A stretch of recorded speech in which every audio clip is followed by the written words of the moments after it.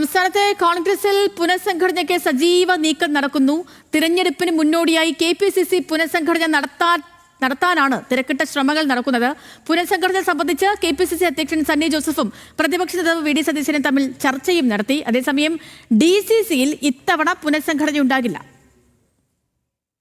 തെരഞ്ഞെടുപ്പ് നടക്കുന്ന സംസ്ഥാനങ്ങളിൽ ഉടൻ പുനഃസംഘടന ഇല്ല എന്നാണ് ദേശീയ നേതൃത്വം തീരുമാനിച്ചതെങ്കിലും സംസ്ഥാനങ്ങൾ ആവശ്യപ്പെട്ടാൽ അതിന് അനുമതി നൽകാനും ധാരണയായിരുന്നു. ഇതേ തുടർന്നാണ് സംസ്ഥാനം KPCC പുനഃസംഘടനാ നടപടികൾക്ക് വേഗം കൂട്ടിയത്. കൈപൊള്ളാതെ എങ്ങനെ പുനഃസംഘടന നടത്താമെന്നതിലാണ് ചർച്ച. മുല്ലപ്പള്ളി രാമചന്ദ്രന്റെ കാലത്ത് നിയോഗിച്ച KPCC സെക്രട്ടറിമാർ ഇപ്പോഴും അതേപടി തുടരുകയാണ്.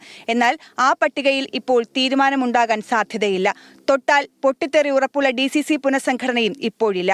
തിരുവനന്തപുരത്തടക്കം സ്ഥിരം DCC അധ്യക്ഷന്മാർ ഇല്ലാത്ത സാഹചര്യത്തിൽ പോലും സംഘടനയ്ക്ക് പുനഃസംഘടന നടത്താൻ ഭയമാണ്. പ്രത്യേകിച്ച് തദ്ദേശ തെരഞ്ഞെടുപ്പ് അടുത്ത വേളയിൽ പൊട്ടിത്തെറികൾ ഉണ്ടായാൽ അത് വേഗത്തിൽ പരിഹരിക്കാനാകില്ലെന്നുള്ള ആശങ്കയുമുണ്ട്.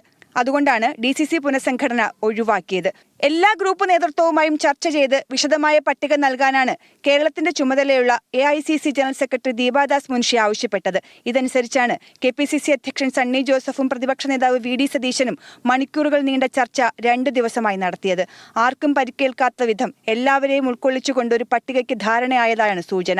നിലവിൽ ചുമതലകളില്ലാതെ നിൽക്കുന്ന മുൻ MLA-മാരെയും മുതിർന്ന നേതാക്കളെയും ഉൾക്കൊള്ളിച്ചുള്ള KPCC ജനറൽ സെക്രട്ടറിമാരുടെ പട്ടികയാണ് നിലവിൽ തയ്യാറാക്കിയത്. തെരഞ്ഞെടുപ്പ് അടുത്ത വേളയിൽ കൂടുതൽ നേതാക്കൾക്ക് ചുമതല നൽകാൻ കൂടിയാണ് പുനഃസംഘടന വേഗത്തിലാക്കുന്നതെന്നാണ് വിശദീകരണം. PR Praveena, news Malayalam, Thiruvananthapuram.